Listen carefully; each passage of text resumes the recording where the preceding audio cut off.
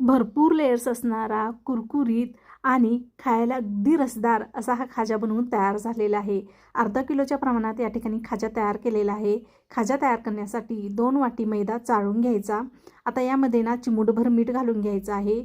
2 चमचे कडकडीत तुपाचे मोहन गरम करून घेतलेले आहे. हे मोहन या पिठामध्ये घालायचे आहे आणि मिक्स करून घ्यायचे आहे.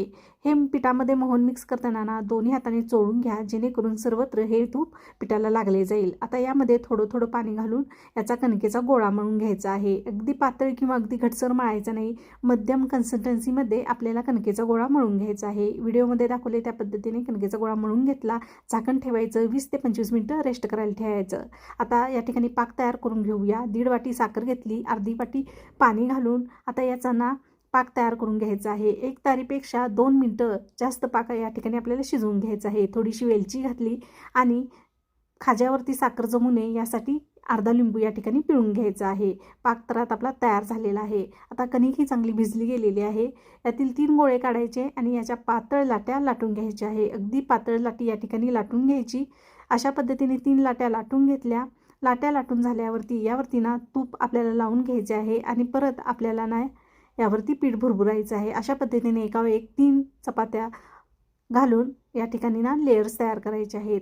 आता याची गुंडाळी करायची. गुंडाळी केल्यानंतर शेवटी ना आपल्याला पाण्याने याचा हात लावून पॅक करून घ्यायचे आहे. नाहीतर काय होतं की आपली ना जर एखाद्या वेळी आपण पूर्णपणे पॅक केलं नाही तर तेलामध्ये ना आपला खाजा सुटू शकतो. यासाठी छानपैकी ना कडेना आपल्याला पॅक करून घ्यायचं आहे.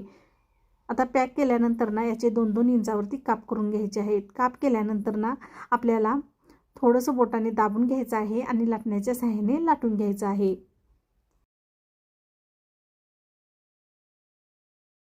अगदी हलक्याशा हाताने आपल्याला 1 ते 2 वेळाच लाटणं या ठिकाणी लाटून घ्यायचं आहे. बघा किती लेयर्स पडलेले आहेत. कढईमध्ये तेल आता गरम करायला ठेवूया. जास्त या ठिकाणी कडकडीत तेल गरम करायचं नाही आहे. हलकंसं तेल गरम झाले की यामध्ये खाजा सोडायचे आहेत. खाजा तळताना ना आपल्याला मंद आचेवरच खाजा तळून घ्यायचा आहे. 2 ते 3 मिनिटांनंतर खाजा फुलून वरती येतो, त्यावेळी पलटी मारून आपल्याला ना हलक्याशा हाताने हे खाजे तळून घ्यायचे आहेत. सोनेरी कलरवरती झाले की पाकामध्ये घालायचे. 2 ते 3 मिनिटे हे पाकामध्ये ठेवायचे आहेत. आता खाजे बघा या ठिकाणी सर्व मी तयार करून घेते. दुसऱ्या वेळी खाजा तळताना ना गॅस बंद करा आणि मगच खाजा सोडा. नाहीतर काही कडक आपलं तेल गरम झालेलं असतं, त्यामुळे खाज्यांना वरून सोनेरी होईल पण आतून तो कच्चा राहू शकतो. अशा पद्धतीने सर्व खाजे तळून घेते मी.